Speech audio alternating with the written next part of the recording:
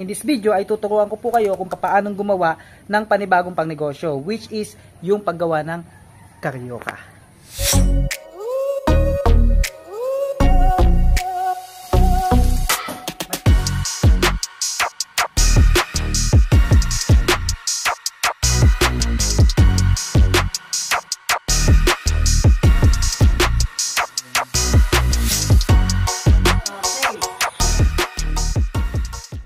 Ang una nga natin gagawin ay yung ating mismong pinaka-karyoka dough. Ang maganda sa karyoka mga lods ay hindi nakaka-stress yung mga sangkap nito dahil konti lang. Madali lang to, promise. Una, sa isang mixing bowl ay pagsasama-samahin lang natin yung ating mga sangkap. Gagamit tayo dito ng glutinous rice flour. Magsalin lang tayo nito ng mga 2 cups sa mixing bowl. Then 100 grams ng all-purpose flour. Tapos konting salt, mga 1 teaspoon to taste lang.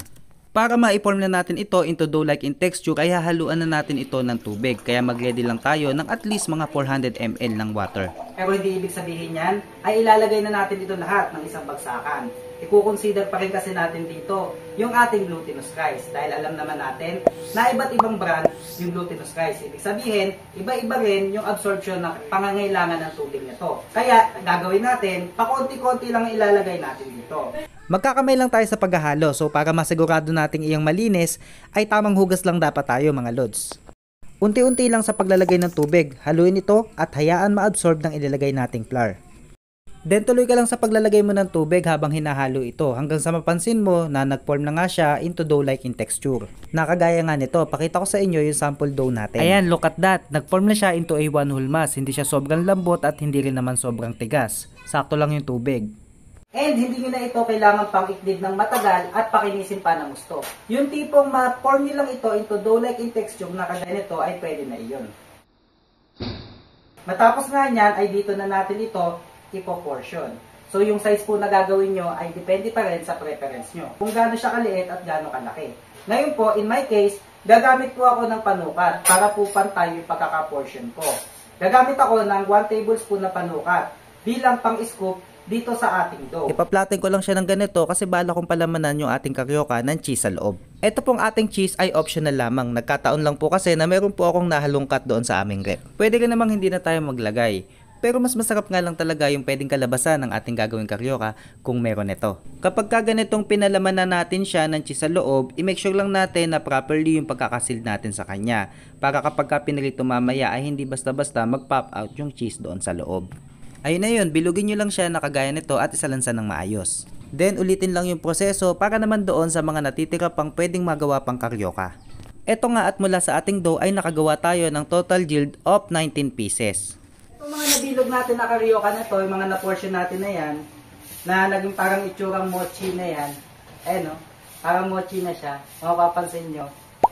Ayan, medyo hawig na nga kami o. Isa-isa natin yung lalagyan ng butas sa gitna. Siyempre, gamit yung pangbutas na kamukha nga nito. Itong gagamitin ko, fishball stick to. Pero depende sa inyo kung ano yung available dyan sa inyo, like toothpick or chopstick, pwede na rin yun. Purpose doon, hindi lang ito basta pang design.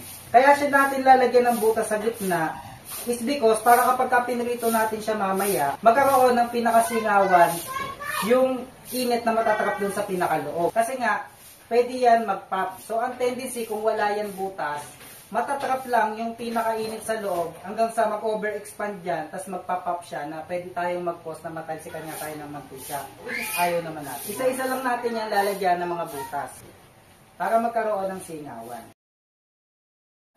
Kung toothpick naman yung gamit nyo, pwede rin naman basta medyo lakihan nyo lang yung butas. Dito ay lulutuin na natin itong ating karyoka. Una ay magsalin lang kayo ng mantika dun sa kawali na inyong paglulutuan. Mga gaya nito yung level, yung tamang makakapagprito ka. Buksan ng kalan para makapagpainit na ng mantika. Mas maganda kung kontrolin ng apoy at iset lamang ito sa low heat. Iba-iba ang kaparaanan na pagluluto ng karyoka, pero iisa lang naman yung goal neto. Ang maluto ang karyoka at the same time mapakapit ng maayos yung nakaramelize na asukal. So sa akin, ganito yung ginawa kong proseso. Once na uminit na yung mantika, doon ay pwede nyo nang isa lang yung mga nagawa nyong karyoka. Normalan lang yung proseso ng pagpiprito ng ating karyoka mga kainam. Tamang alalay lang tayo sa paglalapag ng ating karyoka doon sa ating kawali. Syempre kailangan pa rin yan ng social distancing upang hindi ito magdikit-dikit. Once nga na napansin nyo na medyo nag-brown na nga yung bottom part niya, ay pwede nyo na itong i-flip over. Pagkatapos nga niyan ay dito ko na siya lalagyan ng asukal. Light brown lang yung kulay ng asukal na ilalagay ko. Para naman hindi maging masyadong dark yung kalalabasan ng luto para sa ating gagawing karyoka. Evenly lang nalapagan ng asukal yung mga ipiniprito na karyoka. Tapos magantay lang kayo ng bahagya hanggang sa mapansin nyo na medyo nagkaramelize na nga yung asukal. I-continuous nyo lang yung pagpiprip nyo doon sa piniprito nyo na karyoka. Hanggang sa completely maayos na makover up na nga ito ng nakaramelize na asukal. At kung pamilyar nga kayo sa pagluluto ng banana Q ay halos ganun lang din yung proseso ng atake ng pagluluto nito. Simple yan lang pero minsan talaga nakakainis lalo na kapag hindi natin napakapit yung asukal. Ang ending, balik loob na lang ulit tayo ng pagbili nito sa labas. Eh di wow, basta tiyaga lang, huwag basta-basta susuko. Hindi mo man ito ma-perfect sa ngayon, in time pwede mo naman itong ma-correct. Para naman doon sa mga hindi pa naluluto na karyoka ay ulitin nyo lang yung proseso ng pagluluto nito. At ayan na nga po ang ating karyoka recipe. Maraming salamat po sa mga nakapanood. Kita-kits po sana tayo ulit sa mga susunod ko po pong gagawing video. Again, this is Dunks. Thank you so much po for watching.